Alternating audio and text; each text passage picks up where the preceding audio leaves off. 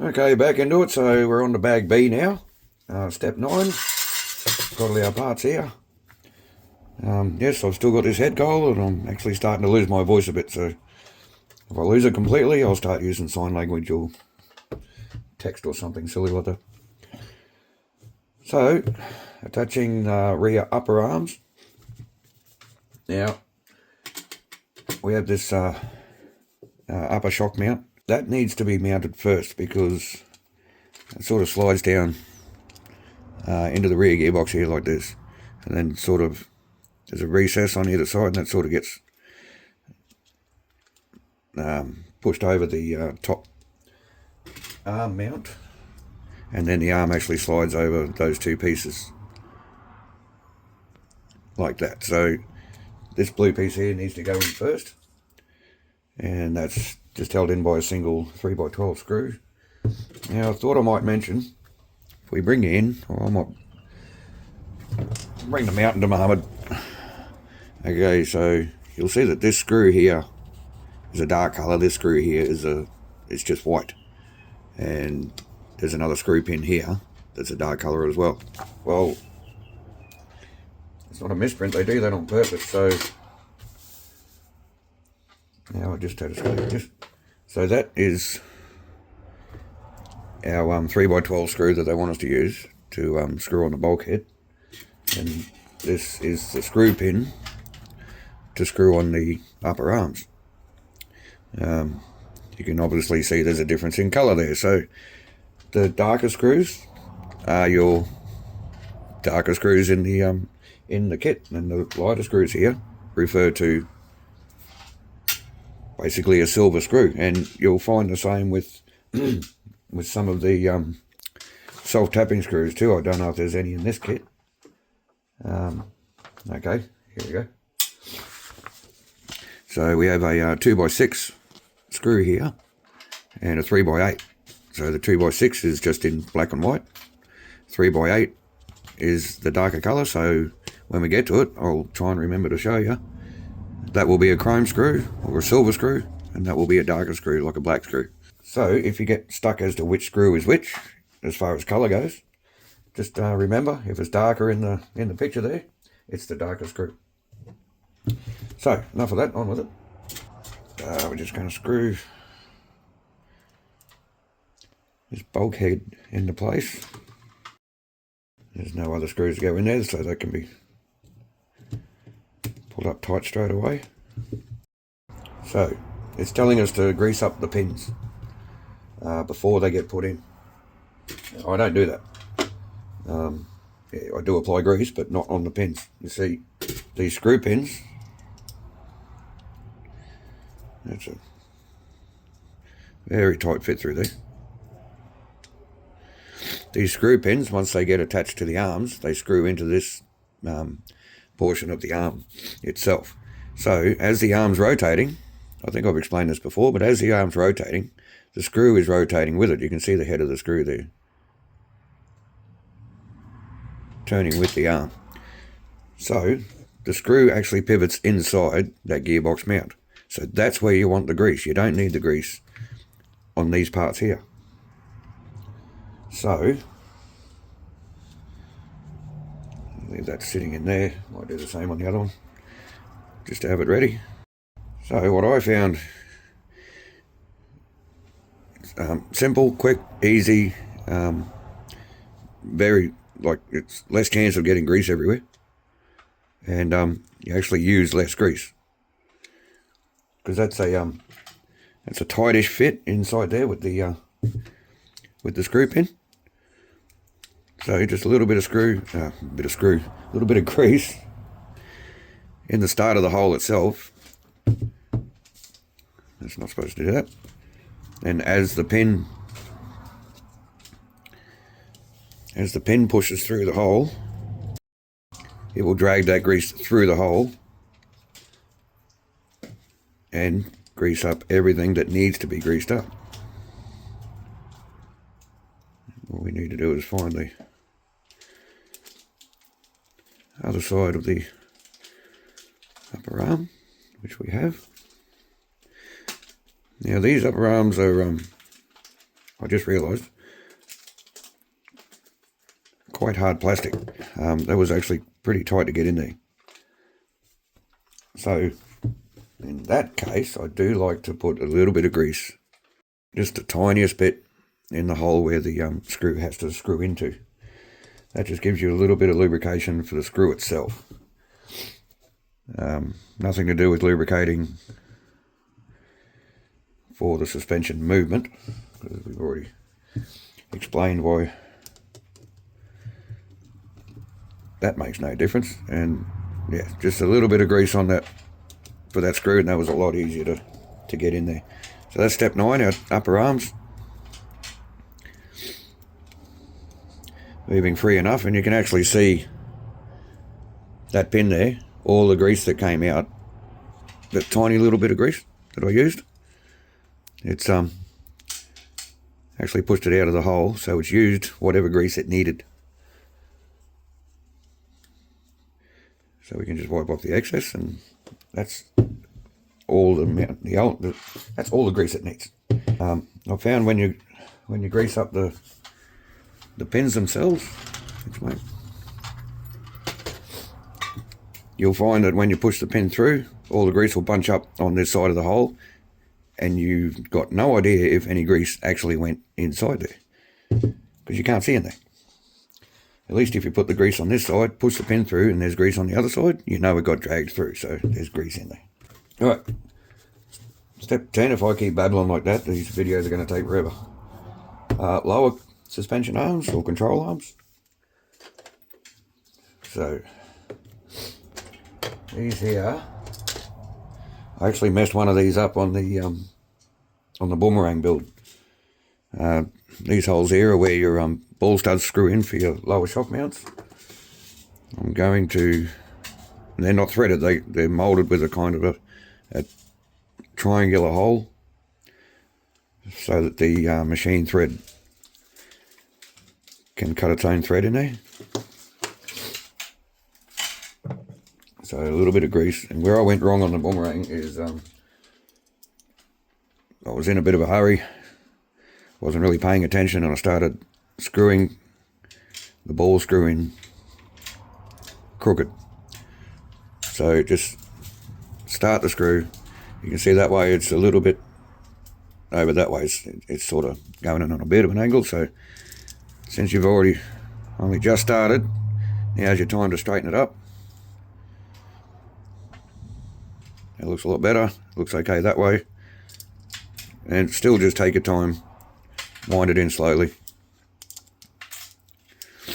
What I ended up doing with the boomerang was I'm actually having the same problem with this that I did with the boomerang. It's not wanting to screw in. It feels like, yeah,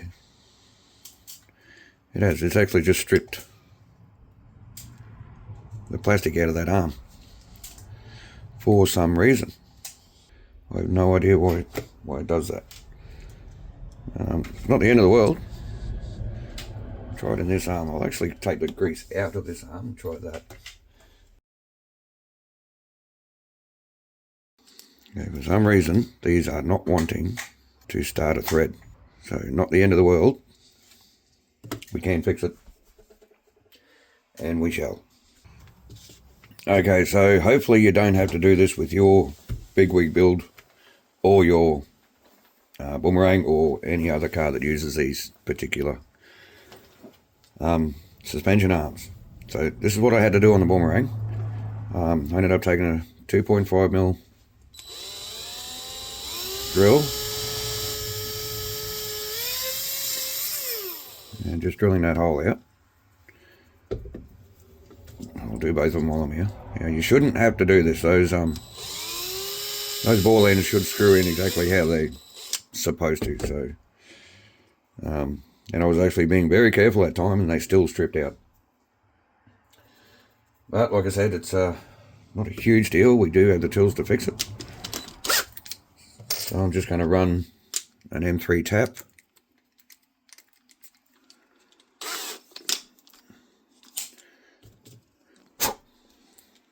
through that hole. pretty much as far as it needs to go. It can only go so far. It's about there. Now these ball ends, the thread on these ball ends aren't very long. So they are most probably going to strip out, or they're not even going to hit the full threaded portion of the hole, if you know what I mean. So we have a actual machined thread in there for our ball screws. Now if I was to tighten that up, that would probably just pull through again. So what I'm going to do, I'll just check this one. It's threading in as it should. Now because this car isn't going to run very often, can't get away with this, although this is exactly what I did with the boomerang, and we haven't broken an arm off yet, or the ball screw hasn't fallen out. So a little bit of CA glue.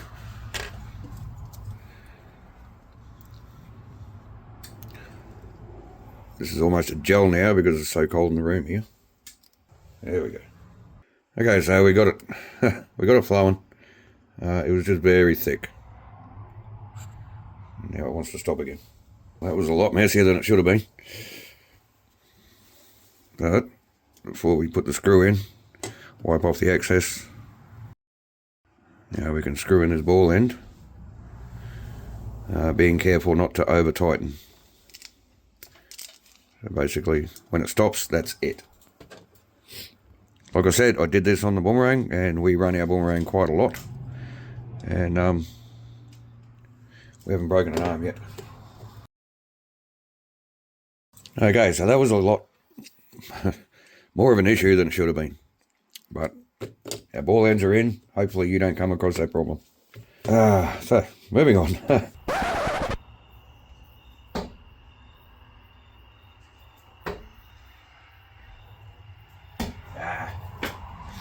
Okay, so I just had a thought about greasing up your screw threads when you're screwing them into the plastic. So, come over to the whiteboard and I'll try and explain something. So, I actually made a big mistake greasing up the machine thread to go into plastic. Now, your self-tapping screws, okay, very crude drawing here, but the angle of the threads on a self-tapping screw are a lot more of a greater angle than, say, the threads on your machine screw. Okay, so this might be very, very obvious, but your self-tapping screw has a lot better chance of biting into a blind hole, into a plastic hole, right, that hasn't been tapped out, than a machine thread does. Now, I use grease on the self-tapping screws into plastic. It just offers a little bit of lubrication to make it easier to screw it in.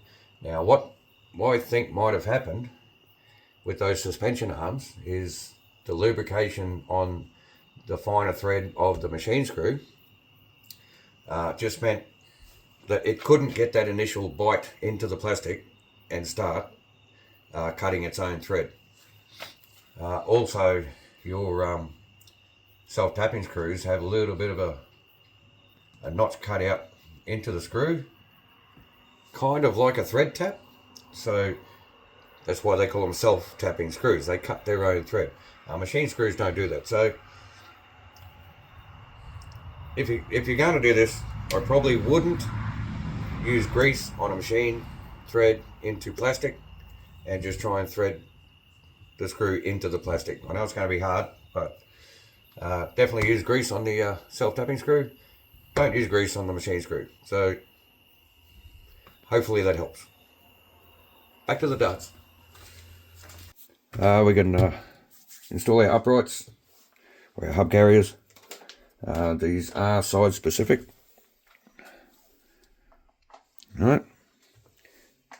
And I think, if you don't know which is which, just set your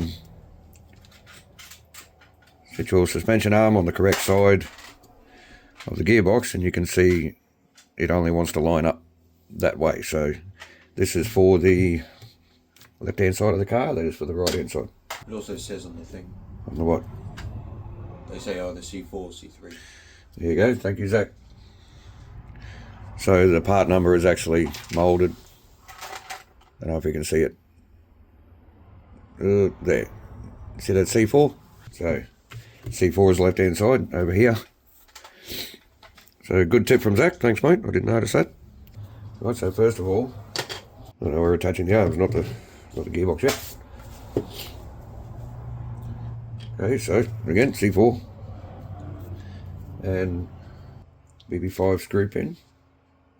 And this is like I said in the manual video, just all the parts on the Legend are 1:1 scale. So if you're not sure, because we have different size screws here, if you're not sure which one you're using, just put it up against the scale and that's the one you need. So again, I'm going to grease up the portion of the setup that actually rotates around the screw. And we can line this up with the arm. And once you feel the screw stop, that's it. It's as tight as it wants to be. Then we can install an out drive with the bearing. I've decided to go with the kit bearings, not the shielded bearings, for two reasons. Again, this is not going to be run very much at all, if at all. And two, we didn't have enough shielded bearings, sealed bearings, sorry, in our bearing stock. So that is our left arm done. Right arm, we're just going to fast forward through this.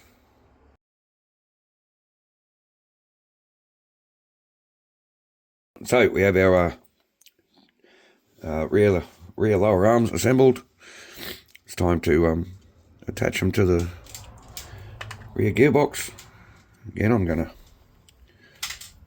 to lubricate the part that actually spins on the pin. I know I keep saying it, but I think it's pretty important. Now, our longer screw pins go on the bottom, obviously, because, well, the part is wider. I'm not going to screw that in just yet. Now it is saying to grease up these dog bones. I'm just double checking. No, there's no O-rings in there. I'm not going to grease them up. First reason is, like I said, this isn't going to be run very much at all. Second reason is, grease in dog bones, if you do run it, they just attract dirt and sand, and you mix sand with grease and you get a grinding paste.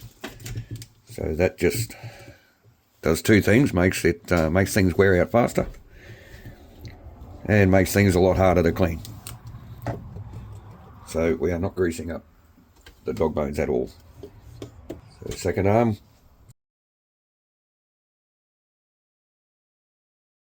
So there we have our rear suspension arms assembled. Everything feels, I actually can't turn them at the moment, not with my fingers, because they're a little bit greasy anyway.